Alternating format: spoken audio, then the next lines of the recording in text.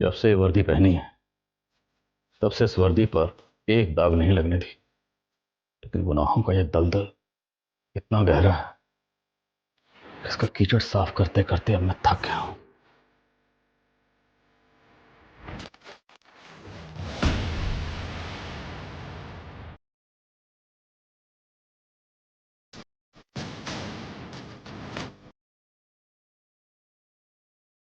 इन गुनाहों का सिलसिला कई साल पहले ही शुरू हो गया था।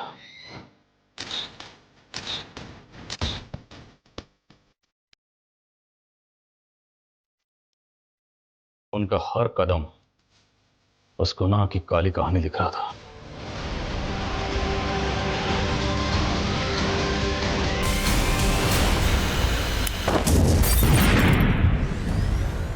हमारी एक गलती से 9 लोगों ने अपनी जान गंवा दी।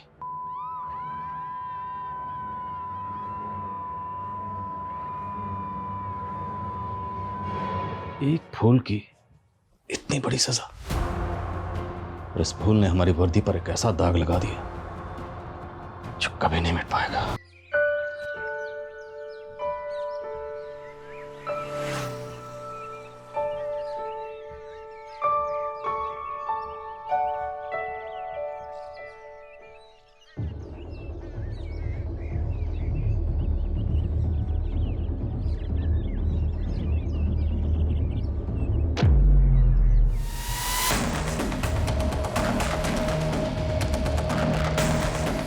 अरे मूर्खो, ये क्या कर रहे हो? अरे भगवान का पैसा लो!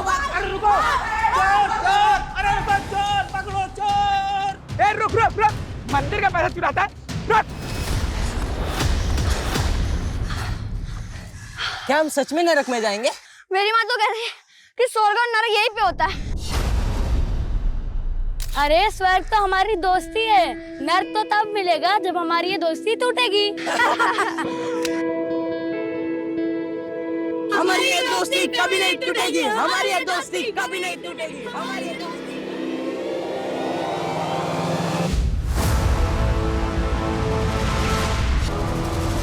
दोस्ती नहीं बची तो अब दोस्त भी नहीं बचेंगे। जयंत और गुरु को अगर मुझसे कोई बचा सकता है तो वो है सिर्फ उनकी मौत।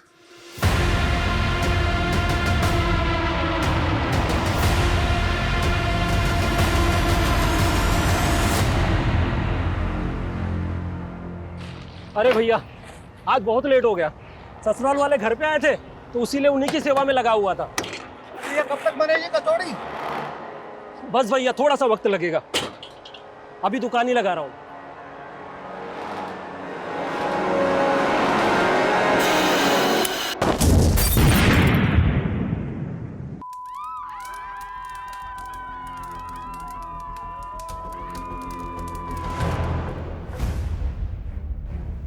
पहले ये माना जा रहा था कि ये धमाका किसी गैस सिलेंडर के फटने से हुआ है, लेकिन अब सामने आ रहा है कि ये धमाके के पीछे किसी आतंकवादी संगठन का हाथ भी हो सकता है। सरकार ने आश्वस्त किया है कि एटीएस पूरी गंभीरता से इस मामले की जांच करेगी। देखिए, हम जनता से अपील करना चाहते हैं कि वो पैनिक ना हो। हम जल्द से जल्द आरोपियों को पकड़ने की कोशिश करेंगे। राधिका बेटा, टीवी क्यों बंद कर दिया? पापा, नाना बनने वाले हो आप। ऐसी खबरें सुन के ना मेरा बच्चा डर रहा है। अच्छा, तो ये टीवी हमारे नाती ने बंद करवाया है? हाँ हाँ, तो समझ जाओ इशारा कि आगे आगे इस घर में हमारे नाती का राज चलने वाला है। बिल्कुल।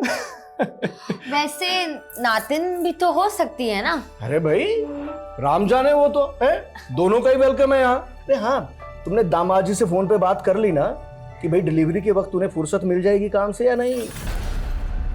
हाँ पापा, उन्हें तो बेसब्री से इस बच्चे का इंतजार है। वो तो हमें भी है। हाँ? नमस्ते चाचा जी। नमस्ते नमस्ते दीक्षा बेटी। ये लीजिए चाचा जी, आपके लिए स्पेशल करेले की चटनी, आपकी डायबिटीज में बहुत फायदा करेगी। भाभी, आप कितना सोचते हो पापा के लिए। हाँ भाई, कहीं तेरा ससुर बुरा ना मान जाए जो तुम हमारी इतनी सेवा करती रहती हो।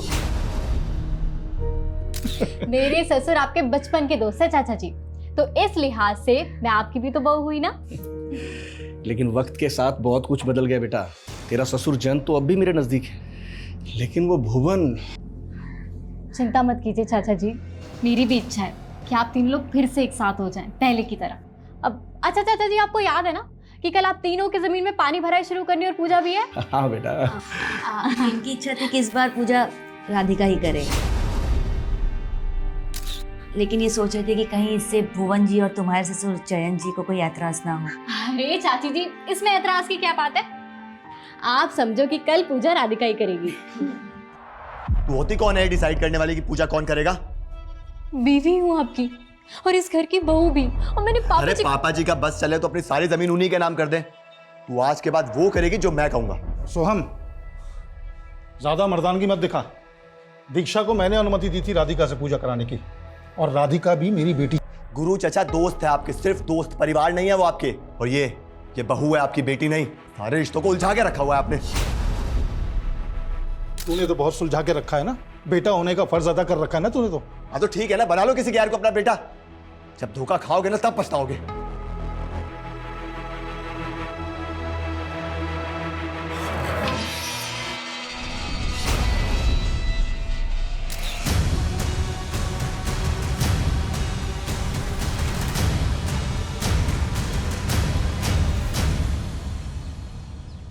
जयंत, भुवन से बात हुई क्या?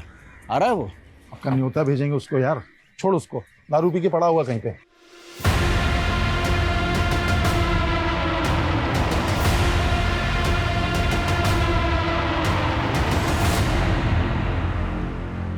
अरे उस जमीन को लेकर कितने सपने देखे थे हम दोस्तों ने, लेकिन वो कल तक मरने के लिए तैयार था और आज मिलना भी नहीं चाहता है। यार वो हमारी दोस्ती के काबिल ही नहीं है यार। लेकिन इस जमीन में उसका भी हिस्सा है, जो भी फसल होगी ना उसे भी भिजवा देंगे। अच्छा, मतलब मेहनत हम करें, फल वो खाएगा? पागल हो गया क्या? बचपन के दोस्त हैं हम, वो हमें गैर कर सकता है, लेकिन हम अपनी दोस्ती का फर्ज नहीं भूलेंगे, समझे? ठीक है यार। राधिका, राधिका, तुम? फेथ? तुम यहाँ क्या कर रहे हो? हाँ राधिका, तुम इतने दिन बाद आई हो और मुझसे मिली भी नहीं। वेद, अब तो मेरा पीछा छोड़ दो, मैं शादीशुदा हूँ। तुम और ये बच्चा दोनों मेरे, समझी? वेदी, क्या बकवास कर रहे हो? तुम जाओ यहाँ से। तुम्हें अपने पति को छोड़ के मेरे पास आना होगा। अगर तुम मेरी नहीं हुई ना तो मैं किसी की रहने भी नहीं दूंगा। देखो, मुझे धमकी मत दो, वरना मैं। वरना क्या? सिर्फ आधा घंटा दे रहा हूँ तुम्हें, बैग पैक कर और भाग चल मेरे साथ।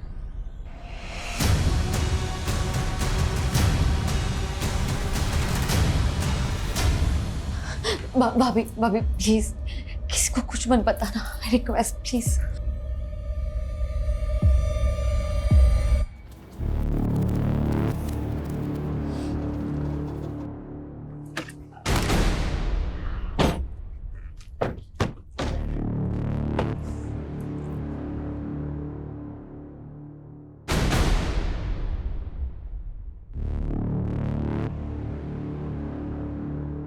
आओ राधिका बेटा, करो शुभारंभ।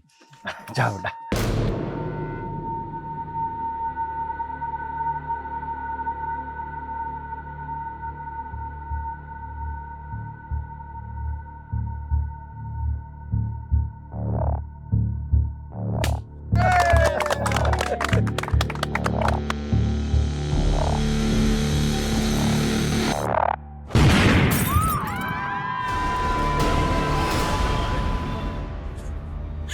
संभालिए चाची।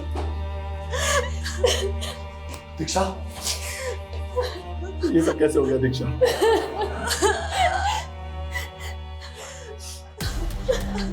ये जमीन पे धमाका हुआ वो आपकी? जी हाँ सर। बताएंगे धमाका कैसे हुआ? सर जब धमाका हुआ तब मैं वहां नहीं था। लेकिन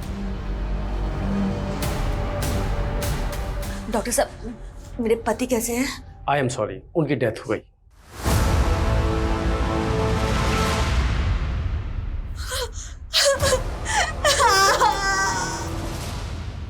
सर, इस हादसे में 4 लोगों की जान चली गई। गुरु, उनकी प्रेग्नेंट बेटी राधिका और उनके खेत में काम करने वाले 2 वर्कर। और सर मेरे पापा? वो काफी सीरियस है, हमें उनका पैर काटना पड़ा।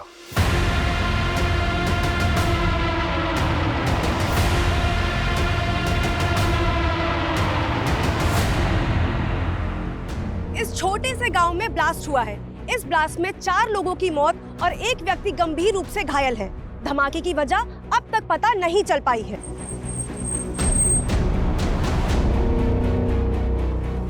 सर आप इस बारे में क्या कहना चाहते हैं? मैम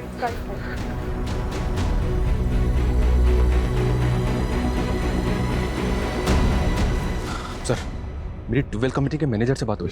उसका कहना है कि मशीन में तो कोई प्रॉब्लम नहीं थी। तो धमाके की वजह क्या थी? सर, फॉरेंसिक को ट्यूबवेल में एक्सप्लोजिव के ट्रेसेस मिले। शायद एक्सप्लोजिव को ट्यूबवेल में प्लेस किया गया था।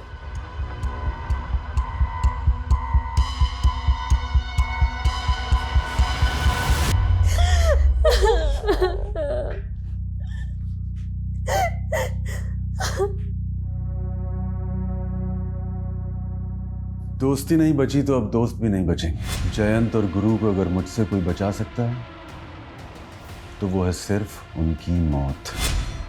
मेरा पूरा परिवार तबाह हो गया।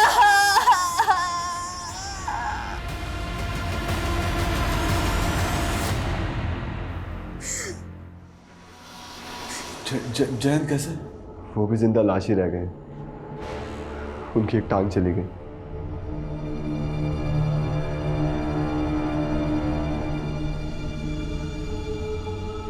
हम तीनों मिलके ना एक बड़ी सी जमीन खरीद लेंगे और उस पे हम खेती करेंगे और हम तीनों भाइयों की तरह हमेशा एक साथ रहेंगे। भाइयों, सालों का सपना पूरा हो गया। ये रही हमारी जमीन। सपना पूरा कैसे नहीं होता गुरु, बहुत दिल से देखा था। लेकिन यार आधी उम्र निकलने के बाद ये सपना पूरा हुआ है। अगर तुम दोनों से पहले मैं ऊपर निकल लिया ना तो जमीन तुम दोनों के नाम। जयंत पागल हो गया क्या? अरे शुभ शुभ बोल, क्या बोली जा रहा है? वैसे तेरी बात में दम है जयंत। अगर हम तीनों में से कोई भी पहले निकल गया ना भगवान से मिलने, तो जो बच गया जमीन उसकी। अबे फिर तो गुरु की लॉटरी निकल जाएगी। मेरी क्यों? अबे जोशी ने बोला है 100 साल जिएगा कम वक्त। फॉरेंसिक रिपोर्ट के मुताबिक बम बनाने के लिए जिलेटिन स्टिक्स और बारूद का इस्तेमाल किया गया और बम को ट्यूबवेल के पावर स्विच के साथ कनेक्ट किया गया ताकि जैसे ही ट्यूबवेल ऑन हो धमाका हो जाए। सर, ये जिलेटिन स्टिक्स और बारूद का इस्तेमाल तो मोस्टली टेरर ग्रुप्स ही करते हैं। लेकिन टेरर ग्रुप का मकसद तो ज़्यादा से ज़्यादा जान और माल का नुकसान करना होता है, जबकि यहाँ पे पर्पसली एक ही फैमिली को टारगेट किया गया। फैमिली के 2 मेंबर्स के साथ साथ खेत में काम करने वाले 2 मजदूर भी मारे गए। गुरु का दोस्त जयंत वो बच गए। तो क्या सर, आपको इसमें कोई पर्सनल एंगल दिखाई दे रहा है? जयंत की हालत स्टेबल होने दो, फिर उससे बात करते हैं। और हमें इस केस को एस्केलेट करके सेंट्रल एजेंसीज की मदद लेनी होगी। बम धमाका हुआ, छोटा केस नहीं।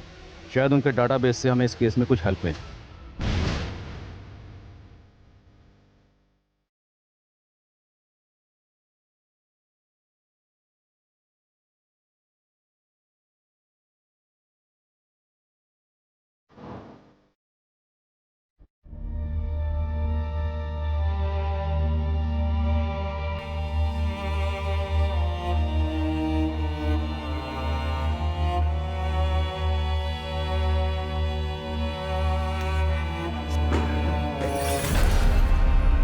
ये सब कैसे हो गया?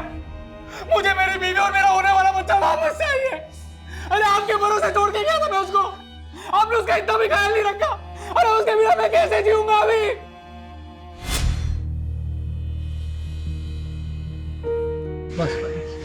अच्छा हुआ नीरज जी आप इसको यहाँ लेकर आ गए। अब आपको तो फुर्सत होती है नहीं, डिलीवरी देके हमारे साथ ही रहेगी, हम इसका ख्याल रखेंगे।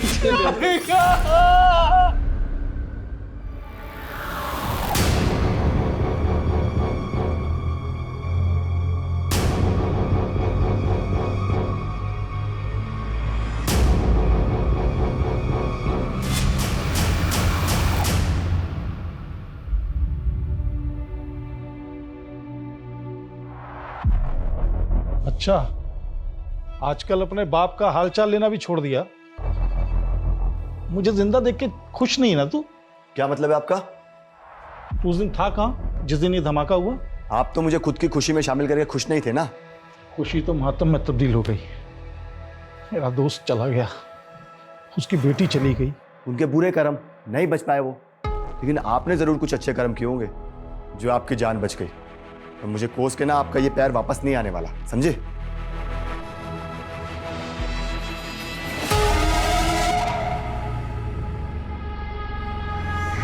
ये लीजिए पापा जी, आपकी दवाई का समय हो गया है।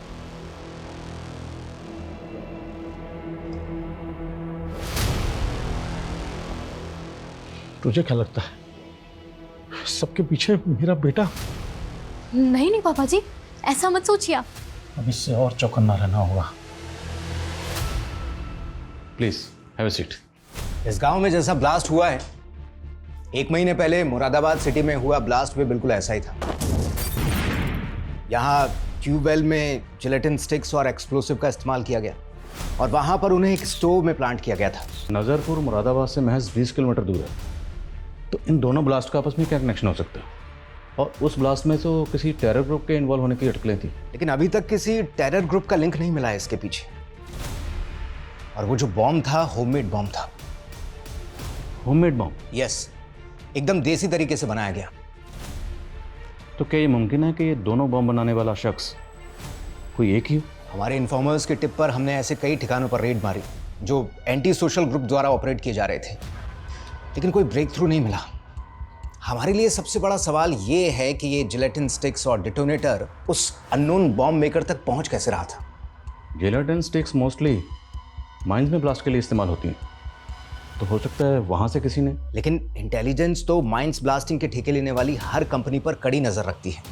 उन्हें जो जिलेटिन स्टॉक्स अलॉट होता है, वहां से तो एक भी बॉक्स का इधर उधर होना इम्पॉसिबल है। हमने पर्सनल लेवल पर भी इस केस को इन्वेस्टिगेट किया, सारे इंजर्ड और डेड लोगों से कनेक्टेड लोगों के बैकग्राउंड्स चेक किए, लेकिन कहीं से कोई क्लू नहीं मिला। हमारे विक्टिम की फैमिली में ऐसा कोई लगता नहीं जो इस तरह का बम बना सकता है। But you have to investigate it. मुझे लगता है अब हमें इस केस को फ्रेश पर्सपेक्टिव से देखना होगा। We have to take personal angle. हमें देखना होगा कि हमारे विक्टिम की फैमिली से जुड़ा वो कौन शख्स है जो इस तरह का होममेड बम बनाकर ये धमाके कर रहा है।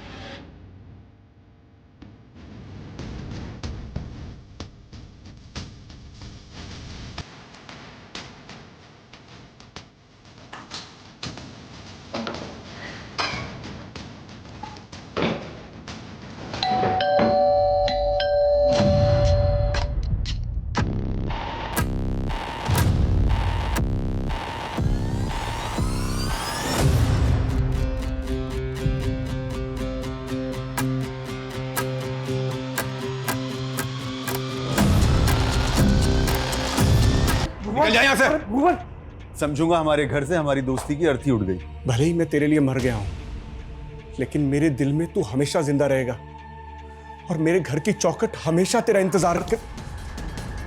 निकल जा यहाँ से। क्या हुआ? बाबू नाराज हो गया? अपनी नफरत को हटा दो और मेरे बन जाओ। मैं तुम्हें हर मुसीबत से बचा लूंगी। ज्ञान जी, क्या लगता है आपको कौन हो सकता है जिसने आपके दोस्त गुरु और उनकी बेटी राधिका के साथ साथ आपकी भी जान लेने की कोशिश की? मैं पता लगा रहा हूँ सर। मतलब आपको किसी पर शक है? फिलहाल तो मुझे ऐसा कुछ नहीं लग रहा है। कुछ होगा तो बताऊंगा आपको मैं। सर मुझे लगता है ये जयंत को छुपा रहा है। तो ये वाकई जानता होगा कि धमाके के पीछे किसका हाथ है। जयंत और इसकी फैमिली के बारे में पता करो, तब तक हम गुरु की बीवी और राधिका के पति से मिलते हैं।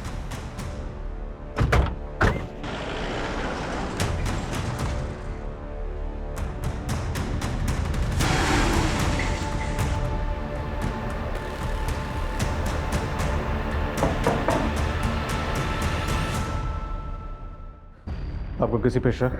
कोई ऐसा है जो आपकी बेटी राधिका और आपके पति गुरु को इस तरह मरवा सकता है? मुझे तो कुछ समझ में नहीं आ रहा है। राधिका तो यहाँ रहती भी नहीं थी, वो तो बस डिलीवरी के लिए मायके आई थी। जी, आपको किसी पे शक? Excuse me sir. सर मैं आपको कुछ बताना चाहती हूँ। तुम्हें अपने पति को छोड़ के मेरे पास आना होगा। अगर तुम मेरी नहीं हुई ना तो मैं किसी की रहने भी नहीं दूंगा। दीक्षा भाभी, आप क्या बोल रही हो? सॉरी नीरज जी, लेकिन यही सच है। सर वो वेद राधिका को अपने साथ भागने के लिए बोल रहा था, और सर मैंने ये सब इसलिए पहले नहीं बताया क्योंकि मैं नहीं चाहती कि राधिका के चरित्र में कोई लांछन लगे। ये वेद है कौन? सर शादी से पहले राधिका और वेद एक दूसरे से प्यार करते थे। पापा मुझे कुछ नहीं समझना है। मैं वेद से प्यार करती हूँ और उसी से शादी करूंगी। अरे वो जाहिल गवार इस घर का नौकर बनने के लायक नहीं है, और तुम उसे घर का दामाद बनाना चाहती हो। पापा भले उसे अपना दामाद ना बनाओ, लेकिन मैं उसे अपना पति मान चुकी हूँ। राधिका, राधिका मैं तेरे हाथ जोड़ता हूँ, मेरी बात मान जा बेटा। इसके बाद राधिका वेद को भूल गई थी। नीरज जी, आपकी और राधिका की शादी को कितना वक्त हुआ? 7-8 महीने सर। तो इन 7-8 महीनों में राधिका ने कभी अपने पास्ट के बारे में आपको कुछ नहीं बताया? नहीं सर। ये वेद रहता कहाँ? सर मैंने कुछ नहीं किया सर, मैंने कुछ नहीं किया सर। मोटर मैकेनिक हूँ सर, घर से सारा काम संभालता हूँ। और आपको सर मैं बॉम्ब बनाने वाला दिख रहा हूँ। कोई मिला नहीं तो आप मुझे फंसा दोगे। फंसाएंगे नहीं, साबित करेंगे। अगर सच नहीं बोलेगा ना तो ऐसे ही धोएंगे तुझे। मैं सच बोल रहा हूँ सर, मैंने कुछ नहीं किया है। मैं सर राधिका से प्यार करता था, और राधिका भी मुझसे शादी करना चाहती थी, लेकिन सर उसके बाप ने। लेकिन उसके बाप ने क्या? उसके बाप और राधिका दोनों को? नहीं सर, राधिका मेरे बच्चे की माँ बनने वाली थी। क्या बोला तुमने? सर राधिका मेरे बच्चे की माँ बनने वाली थी सर। सर फॉरेंसिक को इस वेद के घर से जो सामान मिला है उसमें जेलेटिन या एक्सप्लोजिव के कोई ट्रेसेस नहीं मिले। अब इतना बेवकूफ़ नहीं कि धमाका करने के बाद वो सब सामान अपने घर में रखेगा। मोटर मैकेनिक है तो पूरे चांसेस हैं कि ट्यूबवेल में वो बॉम्ब इसने प्लांट किया होगा। पर ये वेद तो बोल रहा है कि राधिका के पेट में इसी का बच्चा था। अब ये तो पैटर्निटी टेस्ट से ही क्लियर होगा।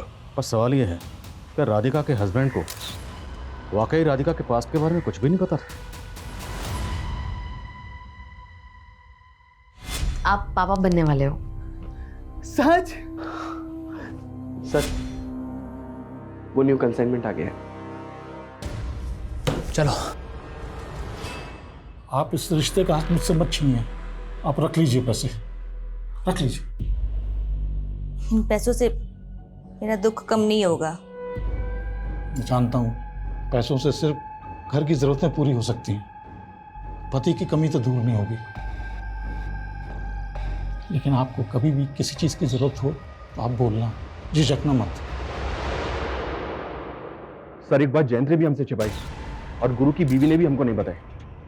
कौन सी बात? हम सिर्फ जयंत और गुरु को इस जमीन का हिस्सेदार समझ रहे थे, जबकि इस जमीन का एक तीसरा हिस्सेदार भी है, जयंत और गुरु का दोस्त भुवन।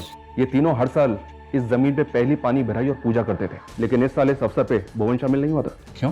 जयंत और गुरु का भुवन से झगड़ा चल रहा था। मजदूरों का कहना है कि इन तीनों की दोस्ती टूट चुकी थी। तो क्या गहरी दोस्ती गहरी दुश्मनी में बदल गई?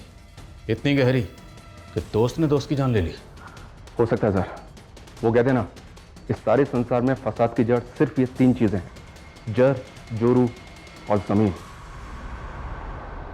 अगर हम तीनों में से कोई भी पहले निकल गया ना भगवान से मिलने, तो जो बच गया जमीन उसकी। हम आप लोगों से ये जानना चाहते हैं कि पानी भराई और पूजा की परंपरा में अचानक बदलाव क्यों और कैसे किया गया? क्योंकि पूजा तो आप तीनों दोस्त हर साल तीनों मिलकर ही करते थे। सर इस बार भुवन तो आया नहीं था, तो गुरु चाहता था कि इस बार की पूजा राधिका के हाथों हो। क्या कोई बाहर वाला आदमी जानता था कि पूजा में राधिका शामिल होने वाली? आप ऐसा क्यों पूछ रहे हैं? अगर इस पूजा की परंपरा में बदलाव नहीं किया गया होता तो भुवन की गैरहाजिरी में पूजा में आप और गुरु बैठे, राधिका नहीं। मतलब ये कि टारगेट आप और गुरु दोनों हो सकते हैं। अब ये बताइए वो कौन हो सकता है जो दोनों जमीन मालिकों को मारना चाहता था? भुवन पे तो शक नहीं है आपको? तो आप बताइए, अगर भुवन ऐसा कर सकता है तो ऐसा क्यों करेगा? क्योंकि सर हमारी सालों की दोस्ती एक बहुत बुरे मोड़ पे आके टूटी थी। जैन, अरे भुवन को तुझसे कुछ बात करनी है। अरे तो तू बिचौलिया क्यों बन रहा है? वो बोलेगा ना। यार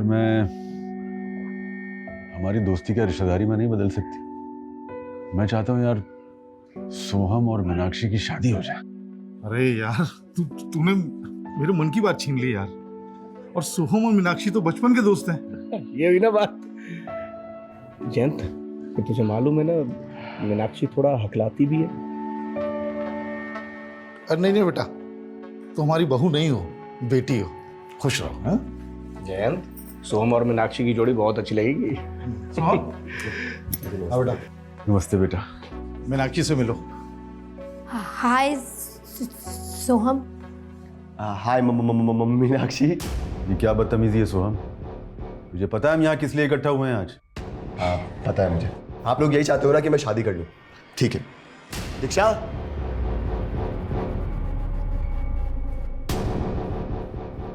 आओ ना।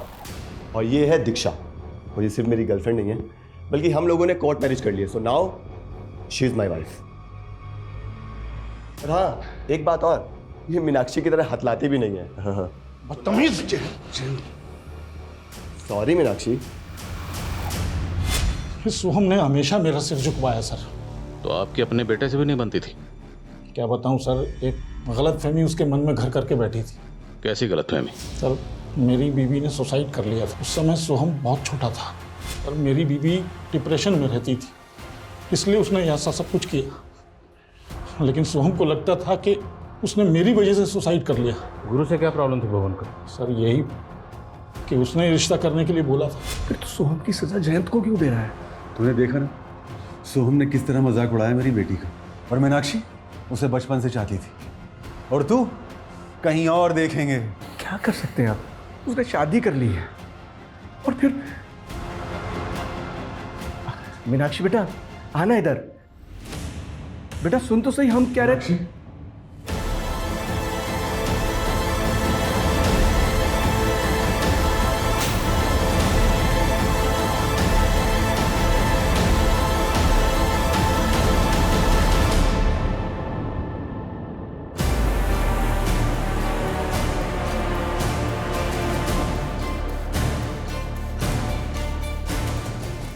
मीनाक्षी बच गई, लेकिन उसकी आवाज़ चली गई। भुवन टूट गया था, शराब में डूब गया था।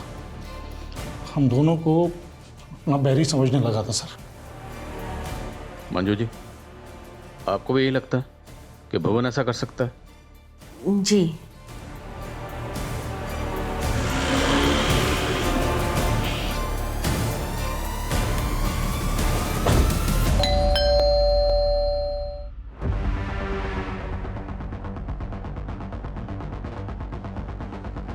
भुवन कहाँ है?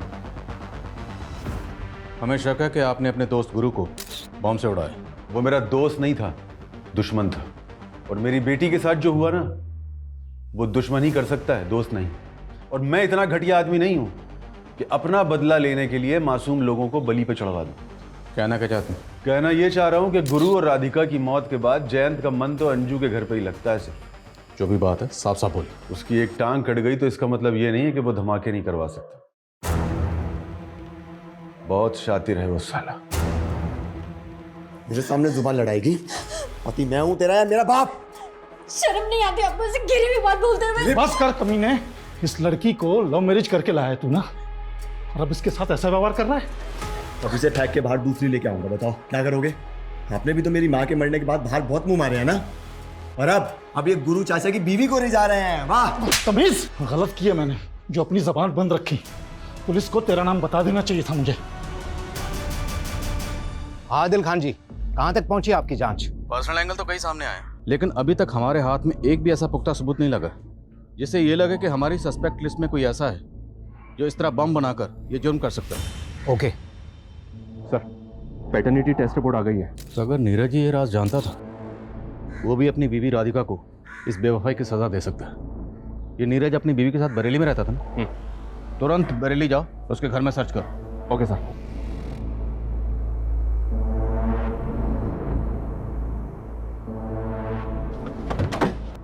पूरा घर अच्छी तरह से सर्च करो। सर। अरे कहां जा रहे हो आप लोग? सर बात क्या है? तेरी बीवी के पेट में जो बच्चा था वो वेद का था, और तू कह रहा है कि तुझे मालूम नहीं था अपनी बीवी के अफेयर के बारे में? अरे नहीं मालूम था मुझे कि राधिका का किसी के साथ अफेयर चल रहा था। और अगर मालूम भी होता तो क्या मैं उसका जाके खून कर देता, वो भी इस तरह से? घर में कुछ नहीं मिला फिर भी हम इसे क्लीन चिट नहीं दे सकते। लॉजिस्टिक का बिजनेस है इसका, और बरेली में एक वेयर हाउस भी है। खबरियों को बोलो कि इस पे नजर रखें। हो सकता है कि लॉजिस्टिक के बिजनेस की आड़ में इसका किसी एंटी सोशल ग्रुप से कनेक्शन हो।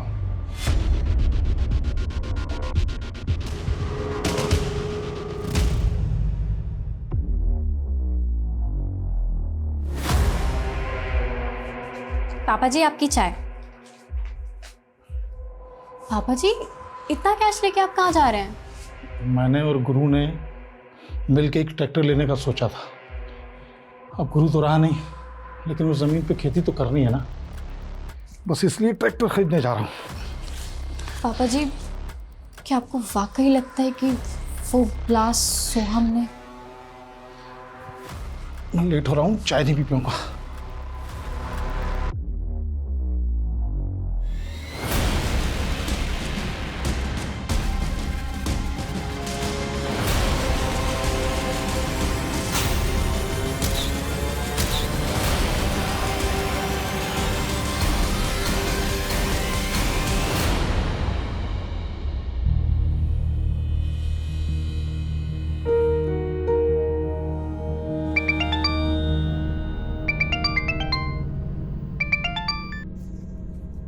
अंजू भाभी कहाँ हैं आप?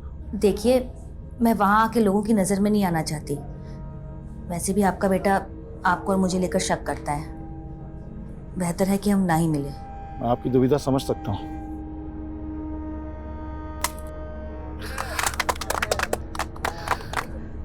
चलिए पापा जी, पहली बार ट्रैक्टर आप स्टार्ट कीजिए।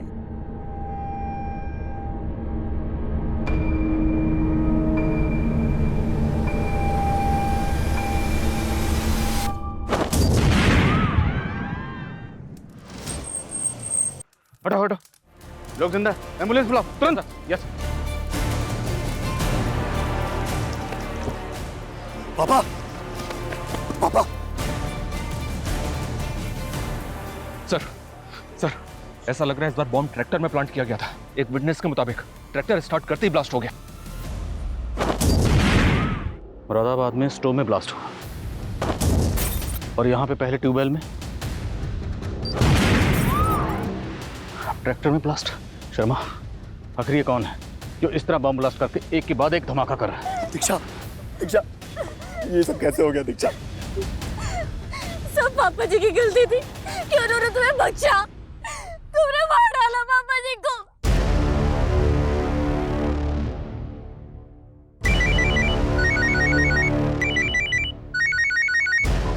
हेलो, क्या ब्लास्ट हो गया?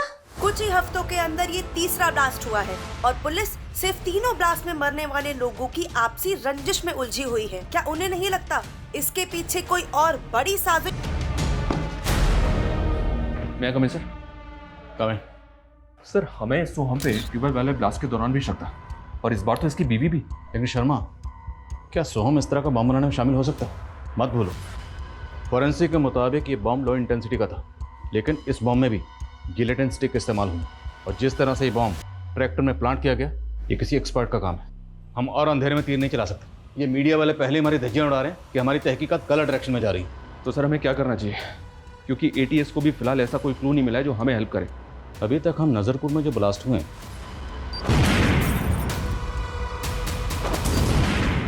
उन्हीं को इन्वेस्टिगेट कर रहे हैं, और अब मुझे लग रहा है कि जो मुरादाबाद में ब्लास्ट हुआ उसमें जो एटीएस की इन्वेस्टिगेशन है, हमें उसे भी क्लोजली स्टडी करना चाहिए, क्योंकि हो सकता है उस इन्वेस्टिगेशन में कोई ऐसी बात हो जो एटीएस से मिस हो गई, लेकिन वो बात हमारी नज़र में आ जाए।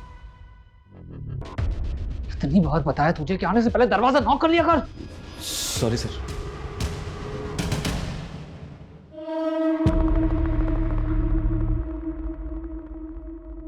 कंप्लीटली मिस हो गई। भुवन का फोन 18 तारीख को मुरादाबाद में एक्टिव था और 18 तारीख को ही मुरादाबाद सिटी में ब्लास्ट हुआ था। ये भुवन मुरादाबाद में जाता कहाँ? सर, वो तो पता नहीं, लेकिन ये अक्सर मुरादाबाद जाता रहता है और ये जब जब मुरादाबाद गया है इसका फ़ोन उस लोकेशन पे भी एक्टिव रहता था जहाँ जहाँ ब्लास्ट हुआ था। हो सकता है ये वहाँ रेकी करने जाता हो। सर, मुरादाबाद तो रोज़ हज़ारों लोग आते जाते हैं। मैं मुरादाबाद गया और मैंने बम ब्लास्ट कर दिया। तो ये बता कि मुरादाबाद में जाता कहाँ?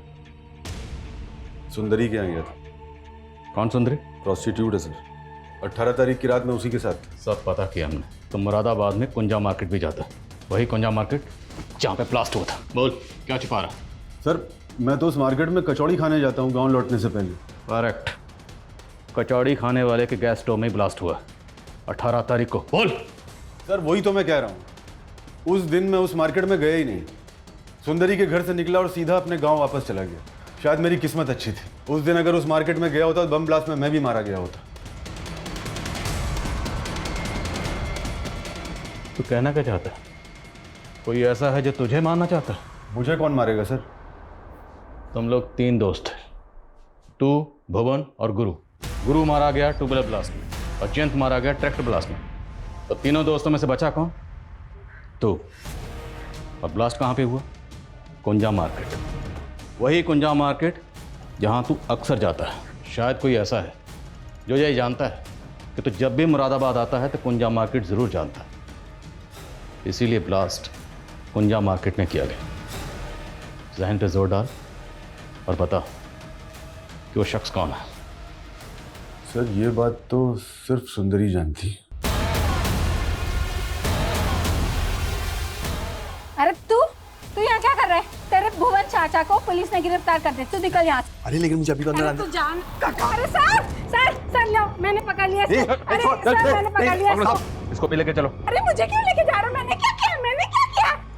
अरे साहब मेरा काम है धंधा करना। अब चाचा हो या भतीजा मुझे क्या फर्क पड़ता है? और इन दोस्तों को मार के मुझे क्या मिलेगा? सर मेरा कोई लेना देना नहीं है धमाकों से। अगर कुछ भी छुपाया ना और हमें पता चला तो उधेड़ेंगे तुझे। सर छुपाने को बचा ही क्या है, सब कुछ तो सामने खुल गया है। 18 तारीख को मुरादाबाद में हुए ब्लास्ट से 10 दिन पहले 8 तारीख को बरेली रोड पर दंगे हुए थे।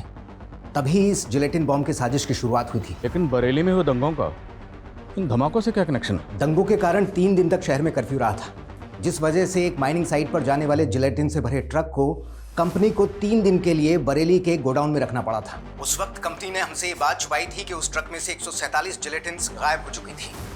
हमें शक है कि ये चोरी उसी वक्त हुई जब वो ट्रक नीरज के गोडाउन में खड़ा हुआ था। नीरज के गोडाउन पे? माइनिंग कंपनी के हिसाब से वो जिलेटिन स्टिक तेरे गोडाउन से चोरी हुई। सर माइनिंग कंपनी वाले झूठ बोल रहे हैं। मेरा मतलब है कि मेरे गोडाउन से आपको कुछ मिला क्या? आदिल खान जी। शर्मा, इस नीरज के गोडाउन से किसी भी तरीके का एक्सप्लोसिव या जिलेटिन नहीं मिला है। कहीं ठिकाने लगा दिया होगा। 2 लगाएंगे सब उगल देगा ये उस दिन की वीडियो फुटेज आई है मेरे पास, जिस दिन जिलेटिन से भरा ट्रक इसके गोडाउन में खड़ा था। सर ये मोहित है। कौन मोहित? सर दीक्षा का भाई।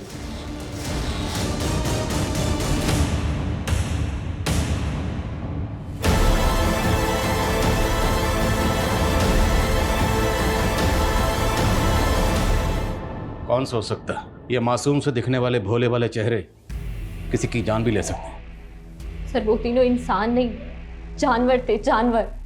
सर उन तीनों ने मिलकर,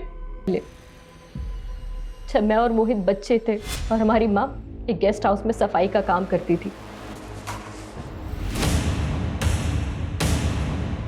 अरे सर आप सरिता सरिता सरिता क्या हुआ तुम्हें? सरिता हमारा बाप गया था पुलिस के पास मदद मांगने के लिए, पर किसी ने उनकी बातों को सीरियसली नहीं लिया। हमारा बाप टूट चुका था। उसने हमारी माँ के साथ मिलकर हमें जहरीला खाना खिलाया, सुसाइड करने की कोशिश की। लेकिन हमारे पड़ोसी आ गए और हमें हॉस्पिटल ले गए। हम तो बच गए सर, लेकिन हमारे माँ पापा ने उन्हें खो दिया। हमने बचपन में ही ठान लिया था कि एक दिन इन तीनों से जरूर बदला लेंगे। सर हमारे मामा ने हमें पाला, हमने पढ़ लिख के खुद को इस लायक बनाया कि उनकी बराबरी कर सके और सबसे पहले उनके घर में घुस के उन्हें घात लगा सके। इसलिए मैंने सोहम के ऑफिस में जॉब ढूंढी और उसे प्यार के जाल में फंसा के उससे शादी कर ली।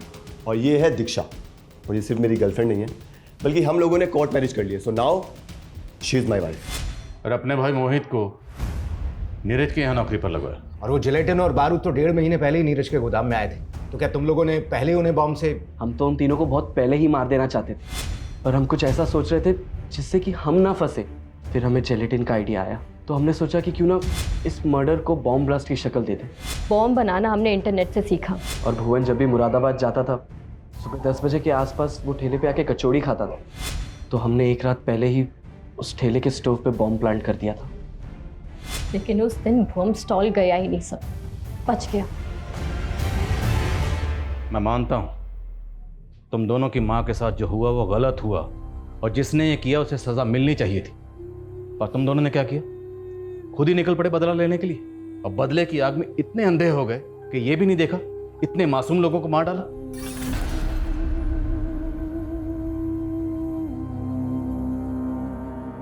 ये कोई भूल नहीं थी, बल्कि बहुत बड़ी गलती हुई थी हमारे पुलिस डिपार्टमेंट से। अगर उन लोगों ने इसलिए लिया होता और उसके गुनहगार भुवन, जयंत और गुरु को पकड़ लिया होता तो दीक्षा और मोहित ये बदले का खूनी खेल ना खेलते और इतने मासूम लोगों की जान यूं ही ना जाती।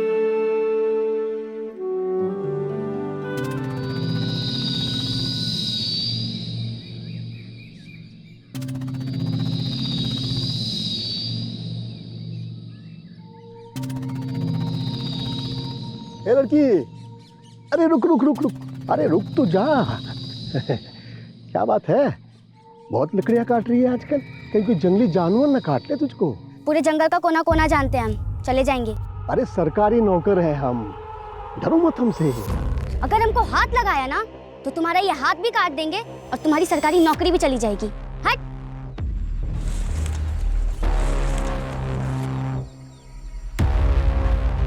कट कट खटाल, फट फट फटाल, क्या बाहर निकल जा, नहीं तो तेरे 10 पुश्तों के भूतों को भी अपना गुलाम बना लूंगा।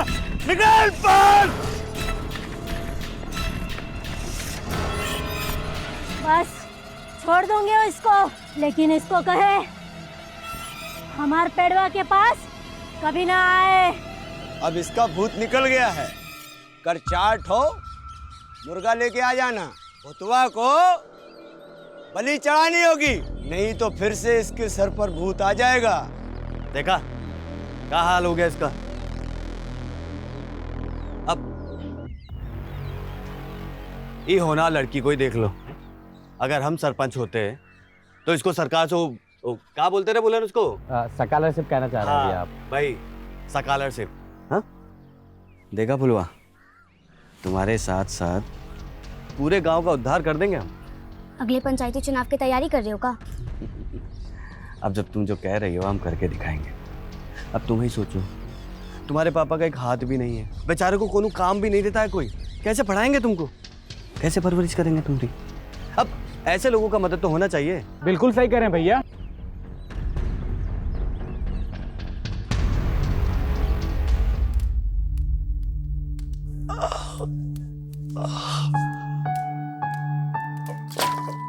आ गई बिटिया।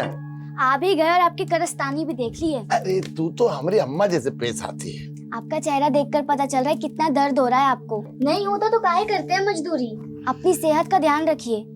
अम्मा पैसा भेजती है ना टाइम पर। यही तो दुख है कि उसका दिया खाना पड़ता। हर बार सोचते हैं कि उससे पैसा नहीं लेंगे, लेकिन अम्मा को गलत मत समझिए बाबा। तुमको पता है ना कि तुम्हारी अम्मा के पास पैसा कहाँ से आता है। घर का काम करने के लिए गई थी वहां, अब उस अरुण की घर वाली बन के रही थी।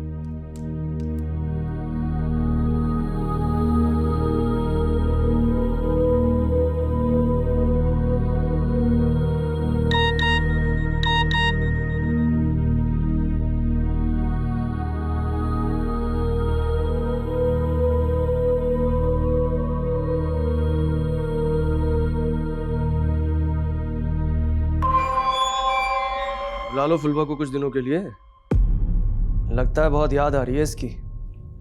हमको तो याद आएगी, लेकिन आपको क्यों आ रही है? इतना बुरा किया इसके साथ। याद रख, नौकरानी है तू। मेरा बिस्तर गर्म कर दिया ना, इसका मतलब ये नहीं कि घर की मालकिन बन जाएगी। अरे फुलवा, अरे इतना मत भागो। अरे देर हो गया है हमको। अरे देर तो हमको भी हुआ है, बस इतना देर हो जाए कि पहले गणित का क्लास निकल जाए। तुमको लगता है कि तुम गणित में जीरो हो? मन लगा कर पढ़ो, 100/100 मिल जाएगा।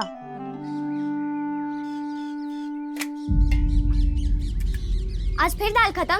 रोज रोज नमक रोटी पकड़ा देते हो। हमारे टोले के बच्चों को दाल सब्जी देने से पहले ही खत्म हो जाता है। ए, जाके लाल बाबू सर से बात कर। बढ़ जाए राजकुमारी, निकल यहाँ से। अरे अरे फुलवा, अरे वहां मत जा। तो तुमको सूखा रोटी नहीं खाना है? ये रोज रोज का हो गया है मास्टर जी। स्कूल में जो खाना आता है वो सरकार की तरफ से आता है। बताइए कौन हम बच्चों का हक छीन रहा है? सरकार हमको ये नमक रोटी खाने को देती है क्या? मारेंगे एक लपड़, भागो यहाँ से। मास्टर जी, बड़ी विद्रोही लड़की है। कल सबके सामने हमसे कहती है कि बताइए लैट्रिन का कुंडा कहाँ गया। हाँ तो गलत का पूछे। जाओ यहाँ से। CDPO मैडम, बिना बताए आ गई। Good afternoon madam ji. Good afternoon. हमारा नाम फुलवा है, हम इस स्कूल के स्टूडेंट हैं। बोलो फुलवा। मैडम जी, हमारे टॉयलेट का कुंडा टूटा हुआ है। मास्टर जी से कितनी बार बोला लेकिन वो ठीक ही नहीं करवाते हैं। नमस्ते मैडम। बेटा फुलवा, अपने क्लास में जाओ। और मैडम जी, आधे बच्चों को खाना ही नहीं मिलता है, प्रसाद के जैसा डाल देते हैं, कहते हैं इतना ही आया है, रोज ही नमक रोटी खा के रहना पड़ता है। यार अरुण, उस कंपनी ने पेमेंट रोक के रख ली हमारी। भाई ऐसे बात नहीं बनने वाली है, तू उसमें 10 बार फोन करा कर, मैसेज भेज, अबे प्रेशर डाल उन पे, तब पैसे निकलेंगे वहां से। ले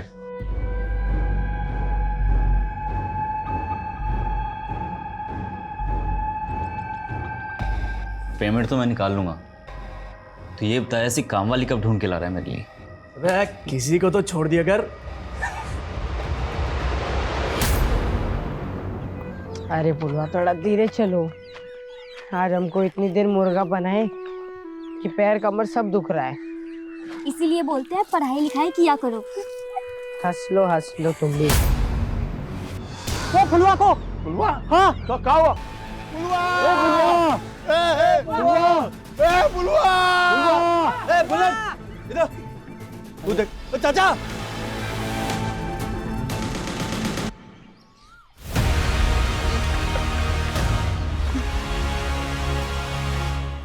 ये क्या है? फुलवा, फुलवा, फुलवा, फुलवा,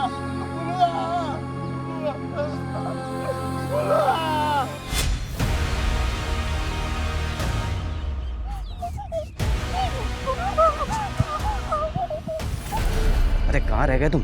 हाँ? पुलिस के आने के बाद आओगे का? जल्दी आओ, यहाँ पूरा तमाशा सेट है, जल्दी। ठीक है। भैया सही गेम सेट किया।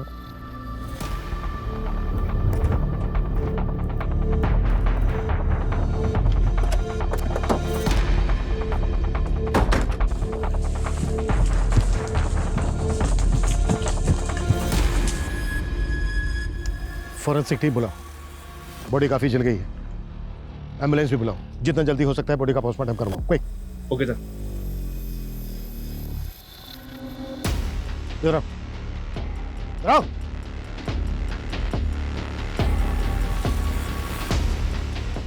तुम थे ना ड्यूटी पे? जी साहब। कैसे हुआ साहब? अब हम कहाँ बताएं साहब, इतना बड़ा जंगल है, हमको तो कुछ पता ही नहीं चला।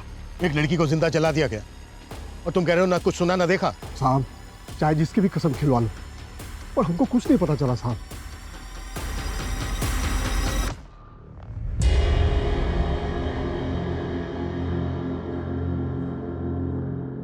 आप फुलवा के पिता हैं? हाँ साहब। कैसे हुआ ये सब? फुलवा स्कूल से आ रही थी, ये भूटन था उसका। हिम्मत रखिए। क्या करेंगे, हिम्मत मत रखे साहब, पकड़ लीजिएगा ना साहब उन लोगों को। वो जो कोई भी है बचेंगे नहीं, पकड़े जाएंगे। आपको शक है किसी पर? पुलवा के स्कूल के तो टीचर है ना और हेडमास्टर, वही दोनों आएंगे साहब। टीचर और हेडमास्टर? हाँ, वो बच्चे लोग के आग का खाना नहीं देते थे। रोज रोज नमक रोटी पकड़ा देते हो। स्कूल में जो खाना आता है वो सरकार की तरफ से आता है। बताइए कौन हम बच्चों का हक छीन रहा है? सरकार हमको ये नमक रोटी खाने को देती है क्या? तो पुलवा ने उन दोनों का शिकायत उनका बड़े अफसर से किया था, उन दोनों का नौकरी चला गया था। लड़की का बयान सही है, आप दोनों को निलंबित किया जाता है। ये टीचर और हेडमास्टर दोनों को बुलाओ, और जैसे ही बच्चा पट्टी करवा के आ जाता है अस्पताल से, उसके साथ उस जगह पर चलते हैं जहाँ से फुलवा को अपडेट किया गया था। Okay sir.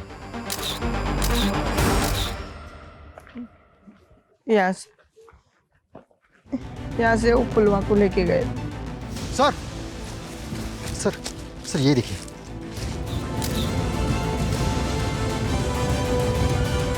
बेटा कुछ और याद है? जैसे किस तरह के कपड़े पहने हुए थे, किस रंग के कपड़े पहने हुए थे? कुछ याद नहीं आ रहा। कोई बात नहीं बेटा, तुम घर जाके आराम करो, हम बाद में बात करें। विशाल बच्चे को घर पहुंचा दो। कहाँ रह गए थे? हाँ, यहाँ सारा कार्यक्रम खत्म होने को आ रहा है और तुम अभी आ रहे हो। अरे हम सारा कार्यक्रम फिट कर देंगे, आप चिंता क्या कर रहे हैं, आइए हमारे साथ।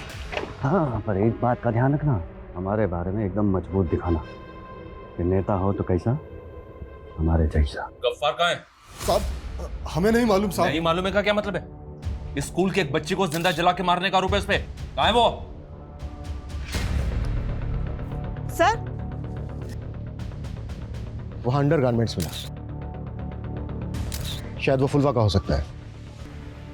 मतलब पॉसिबल है कि देखिए आप लोग, इस गांव में ऐसी घटना घटी है जिससे इंसानियत शर्मसार हो जाए। लड़की के बाप का बुरा हाल है, एक लड़की को जिंदा जलाकर मार दिया गया है। और यहाँ हमारे साथ हैं स्थानीय नेताजी। मुरली जी, आप ये बताइए इस हादसे के बारे में आपका क्या कहना है? हमारा तो खून खौल रहा है। यहाँ इतना बड़ा कांड हुई गवा और ये गांव का सरपंच है कि गांव में ही नहीं है। देखा आप लोगों ने मुरली जी को कितनी चिंता है इस गांव की। और बंद करो, बंद कर कैमरा। किस का कैमरा बंद करवाएंगे आप? क्या ये बात सच नहीं है कि सबसे पहले इस हादसे की खबर आपको मुरली जी ने दी है? कैमरा बंद कर। बंद नहीं किया ना तो सब करवा देंगे सब कुछ। देखिए, आप एक पत्रकार की आवाज को बंद नहीं करा सकती। आवाज नीचे। कविता। हाँ शर्मा बोलो। सर, ये टीचर लाल बाबू और हेडमास्टर गफ्फार दोनों गायब है। मतलब फुलवा के पिता का शक सही हो सकता है? ढूंढ के लाओ उन दोनों को। और शर्मा मैं कॉल करता हूं बाद में।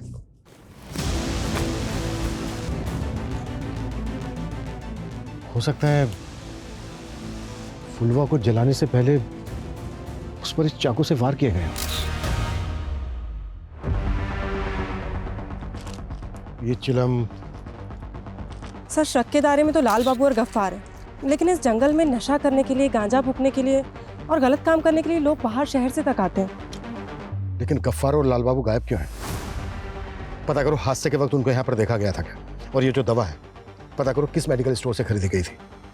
मेरे ख्याल से डॉक्टर के बिना प्रिस्क्रिप्शन के तो ये नहीं मिलेगी। सर हमें आपसे एक बात करनी है। देख, अगर इंटरव्यू की बात करना है तो। सर इंटरव्यू की बात नहीं कर रहे हैं हम, ऐसा ही केस कवर किए थे हम पहले। ऐसा ही केस मतलब ऐसे ही चाकू, चिल्लम, दवाई क्राइम सीन पर मिला था। उसमें एक दोषी पकड़ा भी गया था, लेकिन उसके 2 दोस्त अभी तक पकड़े नहीं गए हैं। कविता,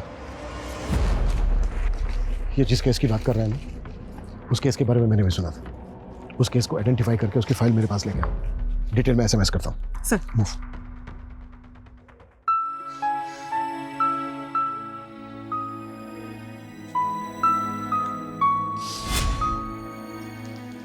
बाबा ये लो पानी।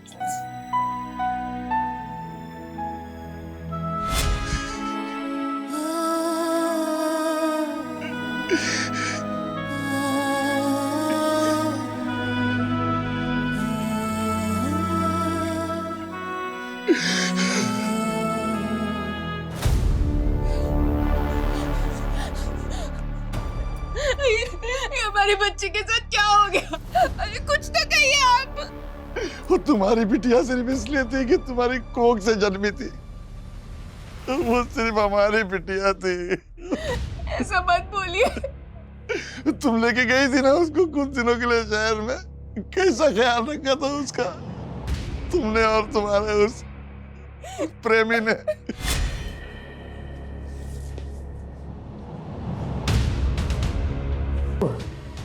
डर लग रहा है? हाँ, हमको ये सब अच्छा नहीं ऐसा लगता। करेंगे ये क्या कर रहे हैं साहब? छोड़िए इसको। तुम्हारे विश्वासघात के लिए हम तुमको एक बार माफ भी कर दे, लेकिन तुमने हमारी बेटिया को उस भेड़िए के सामने परोस दिया था। चल निकलो यहाँ से, जा यहाँ से, जा। दोबारा आना मत हमारे सामने, आना मत कभी हमारे सामने दोबारा।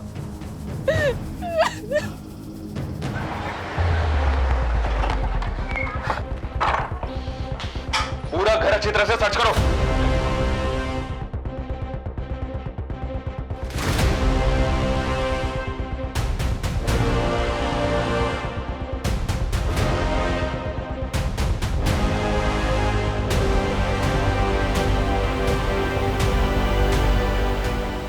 हाँ ठीक है, लेकिन जल्दी, टाइम नहीं है हमारे पास। ओके सर ये उस केस की फाइल है जिसके बारे में उस रिपोर्टर ने बताया था।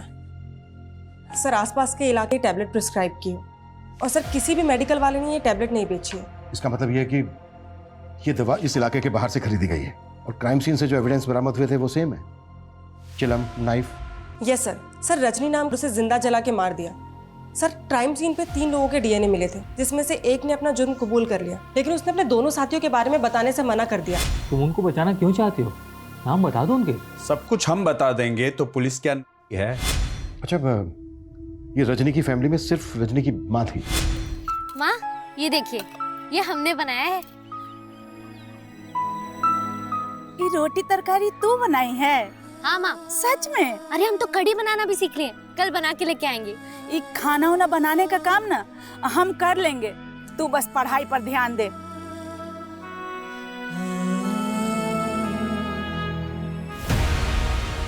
सर रजनी को रोज उसी जंगल से होकर जाना पड़ता। सर उनमें से एक पकड़ा गया था जिसने अपना जुर्म कबूल कर लिया। सर 2 साल पहले उसे फांसी दी गई है। यानी बाकी के जो 2 आरोपी थे उनके बारे में कभी कुछ पता ही नहीं चला, वो आज भी आजाद घूम रहे हैं। रजनी के केस में जैसा हुआ था तकरीबन वैसा ही फुलवा के केस में भी हुआ। कहीं ऐसा तो नहीं है कि उन्हीं दोनों का काम है? हो सकता है सर, क्योंकि इस क्राइम के बारे में काफी सारे न्यूज़पेपर ने छापा था। हो सकता है किसी ने इसी से प्रभावित होकर सेम टू सेम क्राइम किया हो ताकि हमें गुमराह कर सके। लेकिन कौन? मुरली भैया अभी न्यूज़ में कुछ रखा नहीं है, गांव वालों को भी लग रहा है हम वही न्यूज़ बार बार दिखा रहे हैं। नहीं, कोनो फायदा नहीं।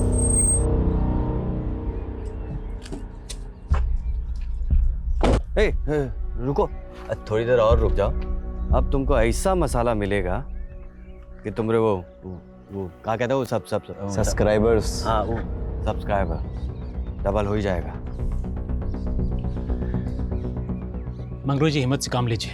फुलवा जितनी आपकी बेटी थी उतना ही पूरे गांव वालों की बेटी थी, हमारे लिए भी बेटी ऐसी थी। हम विश्वास दिलाते हैं आपको कि फुलवा को इंसाफ जरूर मिलेगा। आप सबको इंसाफ मिलेगा। कब मिलेगा? हाँ? जब भी गांव की 4 और बेटियों को मार दिया जाएगा तब? देखिए, ये वक्त गुस्सा होने का नहीं है, सबको एक साथ मिलजुल के धैर्य से काम लेने का। धैर्य गया तेल लेने? जब आपकी बेटी को आपके घर से उठा ले और जिंदा जला दें तब बात कीजिएगा धैर्य की। आप ये बेचारा पत्रकार लोगों को जागरूक करने की कोशिश करता है और पुलिस इसकी आवाज को उठने से पहले ही दबा देती है। देखिए, गुनहगार जो कोई भी है उसे बख्शा नहीं जाएगा। वो जहां कहीं भी हो उसे ढूंढकर कड़ी से कड़ी कार्रवाई की जाएगी उस पर। ये हमारा आश्वासन है। चलो। आश्वासन नहीं चाहिए हमें, हम आपको जाने नहीं देंगे। हाँ, नहीं जाने देंगे, बिल्कुल नहीं जाने देंगे यहाँ से। जब तक फुलवा को इंसाफ नहीं मिल जाता आप यहाँ से नहीं जा सकते। हमारे यहाँ पर बैठने से, धरना प्रदर्शन करने से फुलवा को इंसाफ मिल जाएगा तो ठीक है, हम भी बैठते हैं यहाँ पर। आपके यहाँ बैठने से इंसाफ नहीं मिलेगा और ना ही पुलिस कुछ कर रही है और ना ही आप। अब इस बाप को देखिए, अब इस बाप को देखिए जिसकी आवाज कोई नहीं सुन रहा है, जिसकी बेटी को जिंदा जला दिया गया हो। इसलिए 2 घंटा के अंदर फुलवा के कातिलों को नहीं पकड़ा गया ना तो ये आप सबके सामने अपने आप को जिंदा जला लेगा।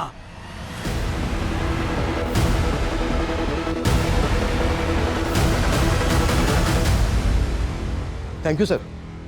सर मुझे मालूम था आप हमें करने की परमिशन जरूर देंगे। हम दोनों केसेस पर एक साथ काम करेंगे सर। जय हिंद सर।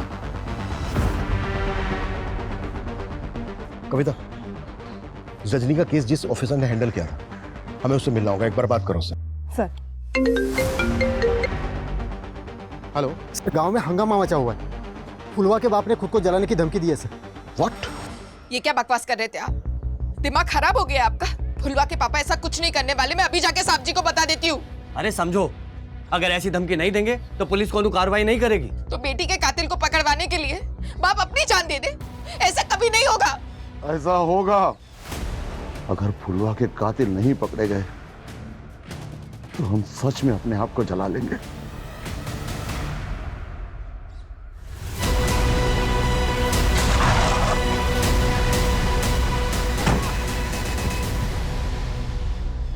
देखिए, हम कातिलों को पकड़ने की पूरी कोशिश कर रहे हैं। ये झूठा आश्वासन बंद कीजिए आप। ये देख रहे हो ना, ये दुनिया भर में दिखाएगा कि पुलिस की नाकाबिलियत की वजह से कैसे एक बाप ने अपने आप को जिंदा जलाकर मार दिया। ये गांव वालों को भड़काना बंद कर तू, नहीं तो 1 मिनट में तेरी नेतागिरी निकाल दूंगा, समझा?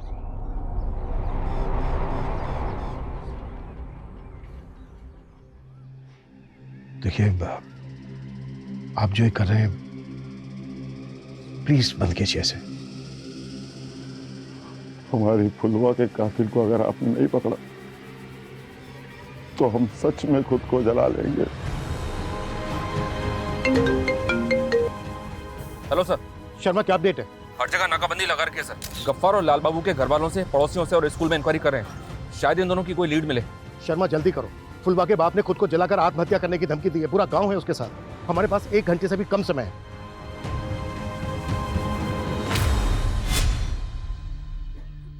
कैसा बनाया हम खाना? खाना तो इतना बढ़िया बना है जैसे हलवाई की बिटिया। लेकिन पढ़ाई वढ़ाई ठीक चल रही है ना? आई लर्निंग इंग्लिश।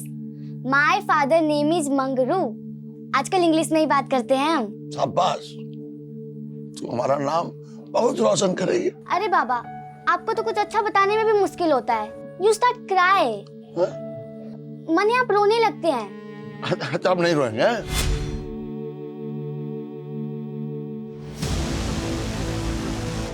रुक रुक रुक जॉर्ज, कितनों को रोकोगे आप? 10 गांव वाले और आ रहे हैं और ये सब करने से अच्छा है उन्हें पकड़िए जिन्होंने हमारी फुलवा को जिंदा जला दिया। चुप। कविता, कैमरा जब्त करो इसका।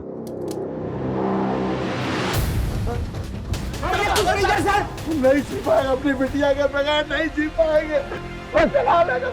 रुकिए रुकिए कविता, संभालो उनको। हेलो सर, दोनों को पकड़ लिया। देखिए, हमने गफ्फार और लाल बाबू को पकड़ लिया। क्या झूठ बोल रहे हैं साहब? बस बस, मतलब बस। देखिए, फुलवा के कातिल पकड़े जा चुके हैं।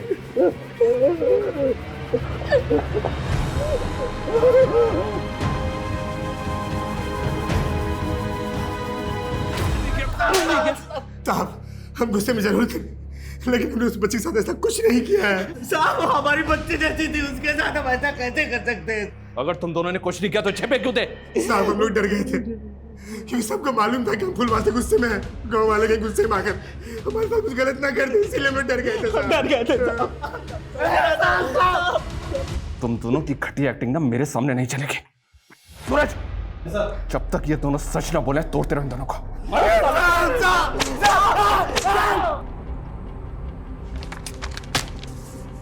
पोस्टमार्टम रिपोर्ट से कुछ भी पता लगाना मुश्किल है। फुलवा की बॉडी इतनी ज्यादा जल गई है, हो सकता। और रजनी केस में जिस इकलौते मुजरिम को फांसी हुई थी, वो भी इस बात से मुकरा नहीं था। मिलकर पहले विक्टिम की बेरहमी से जबान काटी। तो क्या उन्हीं दोनों साइको किलर का काम है या फिर फुलवा के ही गांव से कोई है? और सर, ये गफ्फार और लाल बाबू, ये दोनों भी कुछ नहीं कबूल रहे। क्राइम सीन से जो अननोन फिंगरप्रिंट्स मिले थे वो भी गफ्फार और लाल बाबू से मैच नहीं करते। तो सर, क्या हो सकता है? इन दोनों ने ग्लव्स पहन रखे थे या फिर कोई और था? मगर कौन? किसी दूसरी बस्ती का, गांव का, शहर का, या फिर कोई ऐसा जिसे बहुत अच्छी तरह से पता था कि वो जंगल इतना घना है कि फुलवा को कोई बचाने नहीं आ पाएगा। रजनी और फुलवा के केसेस में समानता है। शर्मा, रजनी का केस जिस ऑफिसर ने इन्वेस्टिगेट किया था उससे बात हुई? जो 3 एक्यूज थे उसमें से बबलू, जिसको हमने इन्वेस्टिगेट किया, हमने सारे प्रोसीजर्स फॉलो किए। 3rd degree torture, narco test, lie detector test, लेकिन न जाने किस मिट्टी का बना हुआ था वो, उसने कभी कुछ उगला ही नहीं। यहाँ तक कि जिस इंसान से वो एक बार मिला हो उसको भी बुला के पूछताछ की, मगर कुछ पता नहीं चला। जैसा कि आप जानते हैं, बहुत कुछ ऐसा भी होता है जो ऑन द रिकॉर्ड नहीं होता। तो क्या कुछ ऐसा है जिससे हमें इस केस में हेल्प मिल सके? देखिए, मैं तो आपको अपनी ऑब्जर्वेशन के हिसाब से बता रहा हूँ कि उसकी बॉडी लैंग्वेज को देख करके ऐसा लगता था कि वो बहुत ही सनकी किस्म का इंसान है। ओ साहब, खड़े खड़े मेरा मुंह क्या देख रहे हो? अगर खुद मालूम नहीं कर सकते तो वर्दी उतार दो। शायद बबलू हम लोगों के साथ खेल रहा था। वो जो 2 लोगों की बात करता था वो 2 लोग थे ही नहीं। लेकिन डीएनए तो मिले थे बाकी 2 लोगों के भी। हाँ, वो ठीक है, लेकिन नतीजा तो कुछ भी नहीं निकला।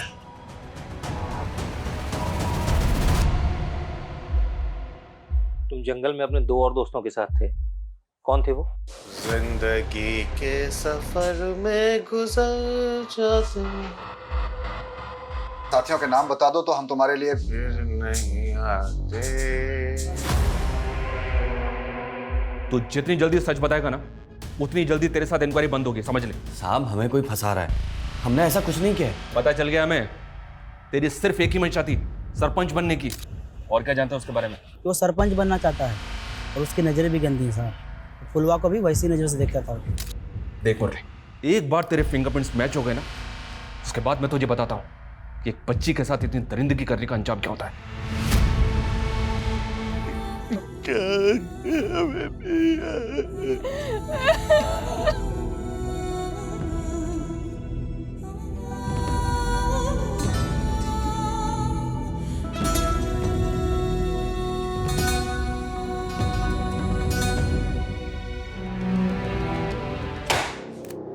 अगर मुरली के भी फिंगरप्रिंट्स मैच नहीं हो रहे तो फिर कौन? रजनी के केस से भी ऐसा कुछ नहीं मिल रहा है जिससे हम किसी नतीजे तक पहुंच सकें।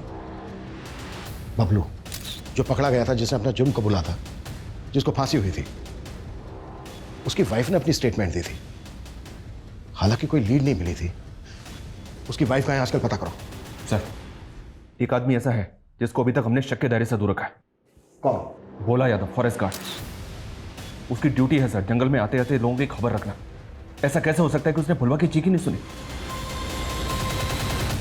अरे ओजे, तेरा वो पीपल के पेड़ वाला भूत कहीं तुझे तो नहीं पकड़ा ना है? मुझे तो नहीं पकड़ा, लेकिन उस भूत की वजह से ये दारू और ये मुर्गा हम दोनों को नसीब हो रहा है।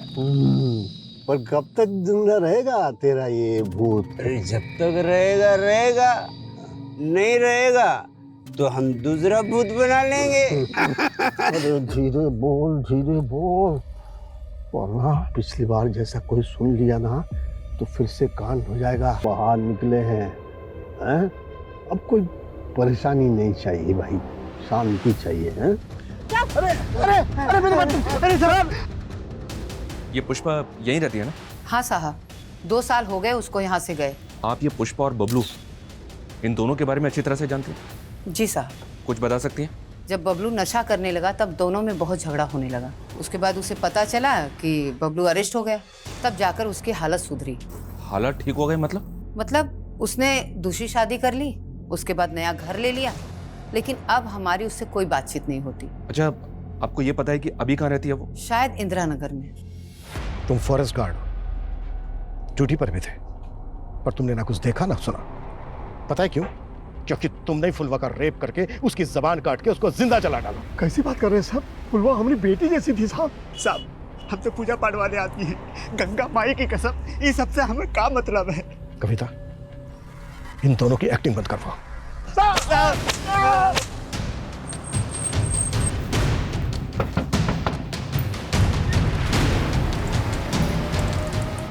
जी कहिए। आपका नाम पुष्पा है ना? जी। और आपके पति का बबलू? था, लेकिन बबलू ना इस दुनिया में है और ना ही मुझे उसके बारे में कुछ बात करनी है। पर हमें उसके बारे में आपसे बहुत जरूरी बात करनी है। क्या हुआ पुष्पा? अरे कुछ नहीं, वो बबलू के बारे में पूछताछ करने आए हैं बस। देखिए, उससे हमारा कोई लेना देना नहीं है।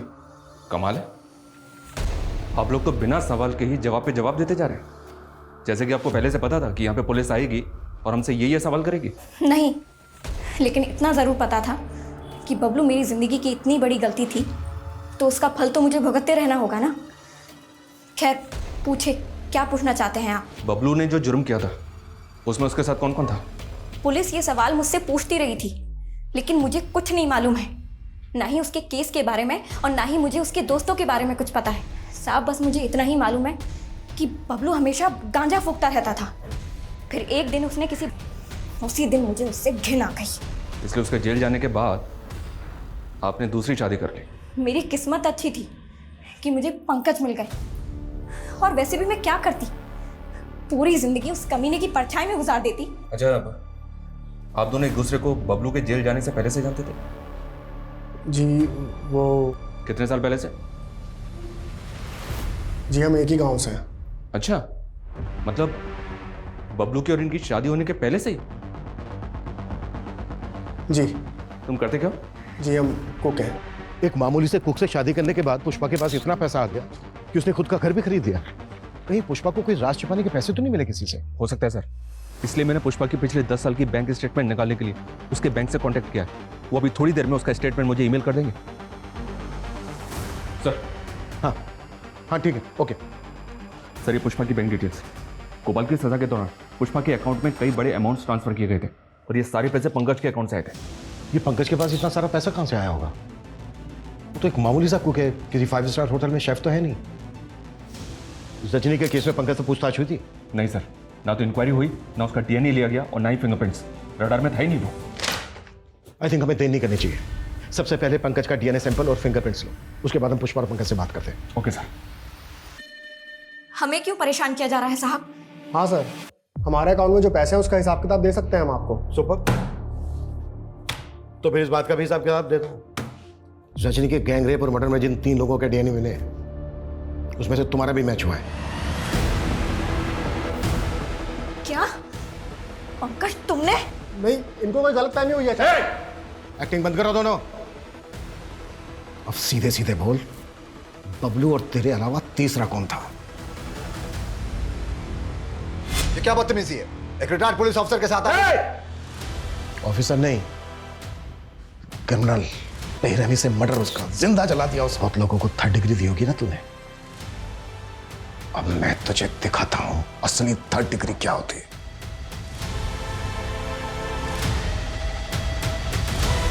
मैं उन दिनों अकेले रहा करता था और पंकज मेरे यहाँ खाना बनाने के लिए आया करता था। रोज खाना खाने से पहले हम दोनों साथ बैठकर पिया करते थे। एक दिन पंकज अपने दोस्त बबलू को अपने साथ घर ले आया और इन्होंने रजनी का जिक्र किया तो मेरी भी इच्छा हुई रजनी को देखने की। ऊपर से प्रेशर आने लग गया कातिल को पकड़ने का। मैंने बबलू पर दबाव बनाया, उसे नार्को टेस्ट में कैसे झूठ बोलना है ये भी सिखाया और ऊपर से उसे प्रॉमिस किया कि हर महीने उसकी वाइफ को मैं पैसे भेजता रहूंगा। और जब बबलू को फांसी हो गई और सालों तक तुम लोग नहीं पकड़े गए तो हिम्मत और बढ़ गई। उसके बाद फुलवा पर नजर डाली और उसके नहीं सर, फुलवा के साथ मैंने कुछ नहीं किया। हम भी कब से यही बोल रहे हैं, हमने फुलवा के साथ कुछ नहीं किया सर। तो आप पर गहरा असर हुआ है जब से फुलवा गई है। फुलवा के केस में जो फिंगरप्रिंट्स मिले वो श्याम और पंकज के भी नहीं है।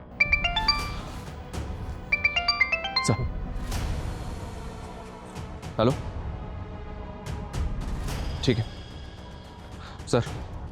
भूतन को आजकल दिमागी दौरे बहुत पड़ रहे हैं। कांवन को ऐसा लग रहा है कि फुलवा के साथ जो हुआ वो उसको हॉन्ट कर रहा है। हॉन्ट कर रहा है? पता करो तेरा माजरा क्या है। अरे काय तंग कर रहे, हमें नहीं मालूम है। हमारा सर दर्द से फटा जा रहा है। ये उस दवाई का साइड इफेक्ट है जो तूने ली है। अरे कौन सी दवाई? हमने कोई दवाई नहीं ली है। अच्छा, तो फिर उस दवाई की स्ट्रिप पे तेरे फिंगरप्रिंट्स कैसे मिले हमें? अरे वो जब पुलवा को ले जा रहे थे तब हो सकता है कि हमारा हाथ उस दवाई पे लग गया होगा। वो दवाई हमें वहां से नहीं मिली है जहां से फुलवा को अगवा किया गया। क्या छिपा रहा है हमसे? हाँ, हमने भी फुलवा के साथ। और कौन था तेरे साथ? और कौन कौन था तेरे साथ?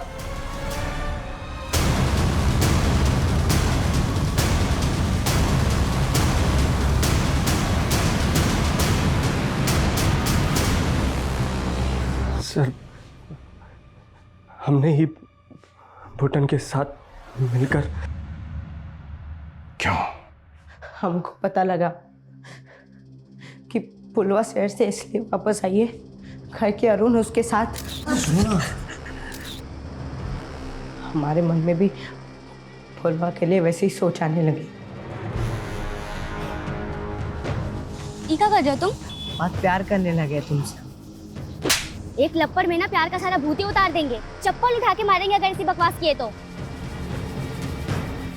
तब तो हमने उससे माफी मांग के उसको चांद कर दिया,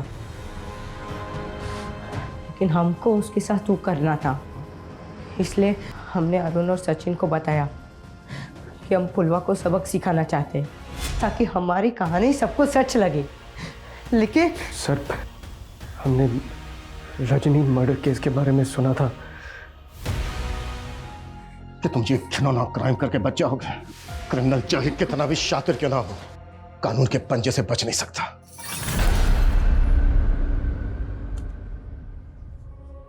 कितनी बार बोला है बाबा, समय से खाना खा लिया कीजिए। तुम्हारी ही राह देख रहे थे।